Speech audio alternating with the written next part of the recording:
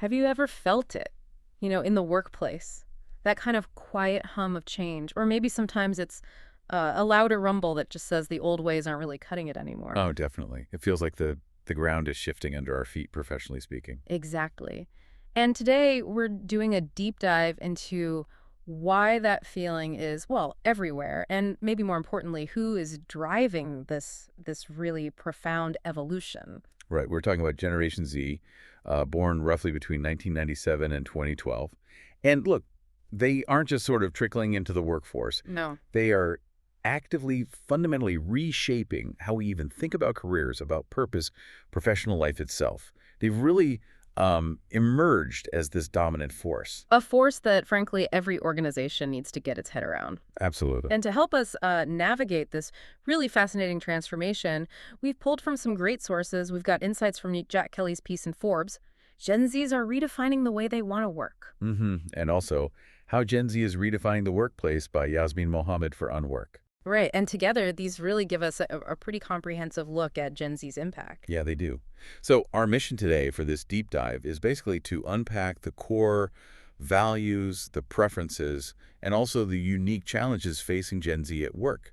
But it's more than that, isn't it? We're exploring how their approach isn't just about them. Exactly. It's about how it's driving this, I think, significant, maybe even necessary evolution for everyone in the workplace, no matter what generation you belong to. Okay, so let's start with just their sheer presence. I mean, the oldest Gen Zers are now, what, late 20s, early 30s? That's right. They're not the new kids on the block anymore. They're quickly becoming, well, a dominant demographic force. So just how significant is that impact in, like, actual numbers? It's massive, actually. The numbers really spell it out. As of, let's see, Q2 2024, Gen Z made up 18% of the U.S. workforce. 18%. Wow. Yeah, and that actually surpasses baby boomers, who are now down to 15%. That's a real shift. It is. And if you look globally, projections from Zurich Insurance and the World Economic Forum suggest Gen Z will be about 27% of the global workforce by the end of 2025. 27% globally by next year. Okay. That's not just a trend, then. No, it's a demographic reality. Mm-hmm. Employers, they really need to contend with this, and fast. Okay, so staggering growth. But beyond just the numbers, our sources point to something maybe more fundamental, a shift in what Gen Z actually wants from a career. Yes, that's a really crucial point. The research, particularly from places like Deloitte and Pew, it clearly shows Gen Z working with this values-first mindset. Values first. What does that mean exactly? Less about the paycheck. Well, yeah, it's less just about the paycheck. It's much more about purpose, finding meaningful impact, and crucially, alignment with the company's ethics. Okay. The 2024 Deloitte Global Gen Z and Millennial Survey, for instance, found that, get this, 86% of Gen Zers say a sense of purpose is absolutely key to their job satisfaction. 86%. That's huge. It is. And what's maybe even more telling is that 44% are actually willing to reject employers if their ethics don't line up with their own. Wow. Even like the Pew study suggested, potentially for lower pay. Yeah, Pew found 70% prioritize working for organizations with strong ethical stances, even if it means less money. Compare that to 58% of millennials and just 47% of Gen X. That's a really significant commitment. What does that mean for companies then, especially those who've maybe relied more on competitive salaries historically, perhaps without such a deep focus on ethical transparency? Is this like a fundamental rewiring? I think it absolutely is a rewiring. Hmm. And it's not just about attracting the people. It's also about keeping the employees you have. Yeah. Because they're watching the company's actions too. Right. The insight here is that for Gen Z, a company's profit isn't separate from its purpose. It's often seen as a direct reflection of it. So no more just paying lip service to a mission statement. Exactly. It forces a deeper, more authentic look at corporate culture, at real-world impact, not just, some words on a website. Okay.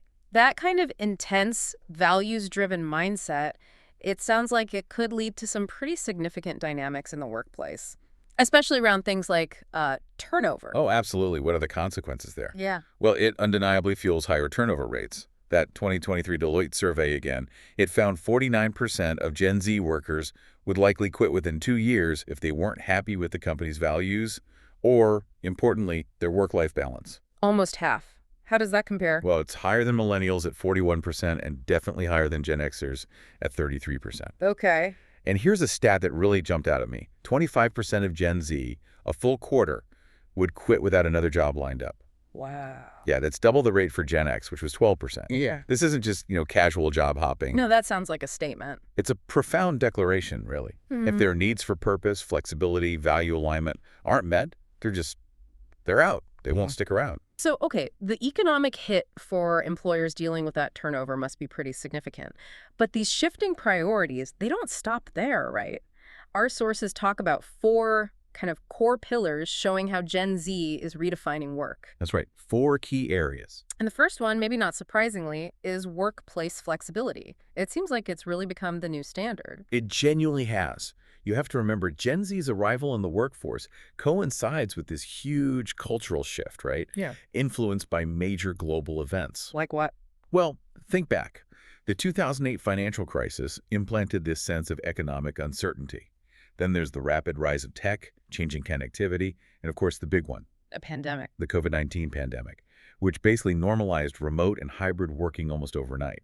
All these things together have really cemented Gen Z's demand for flexibility and a strong work-life balance. And it's not just about convenience for them, is it? Our sources suggest it's deeper, part of a wellness-first mindset. Absolutely. It's a real contrast to the work-first ethos that, let's be honest, many previous generations operated under. Yeah. That 2024 Deloitte survey found work-life balance actually tops their priority list when choosing an employer. Okay, so it's number 1. Number 1. And what's fascinating is how this is spilling over. It's not just Gen Z anymore. How so? The 2024 Gallup State of the Global Workplace Report notes that hybrid schedules, which were maybe seen as a Gen Z thing initially, are now embraced by 45% of boomers and 52% of Gen Xers in 2025. So big jumps for them, too. Huge jumps from just 2022. And it's even impacting legislation, like the UK updated its laws in April 2024, strengthening employees' rights to request adaptable working arrangements. It fosters a more inclusive workforce for everyone, really. It's a clear ripple effect. Mm. Okay, pillar number 2, digital access, or as the sources put it, closing the tech gap. Now, this generation, they're the first true digital natives. Exactly. They grew up with it. So what does that mean for how they expect to work? What does it demand from employers?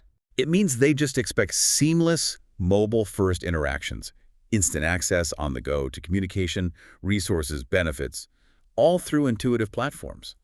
Anything less feels, well, clunky and like a barrier. Like fiction they don't understand. Right. Technology isn't just a tool for them, it's like their lifeline.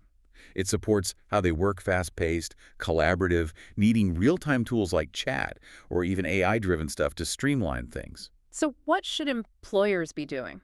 Well, the message is clear. Invest in mobile-friendly, user-centric platforms. Maybe even incorporate some social media-inspired elements like short, engaging videos for internal comms, something that resonates. Yeah, the days of digging through some awful old intranet are numbered then. Definitely numbered for this generation, yeah. Makes sense. Okay, moving on. Pillar 3 is well-being. Gen Z seems to take a much more holistic approach here, right? Boldly rejecting that always-on culture. They really are pushing back against it. But there's a tension here. Attention. How so? Well, despite this focus on well-being, the picture isn't perfect.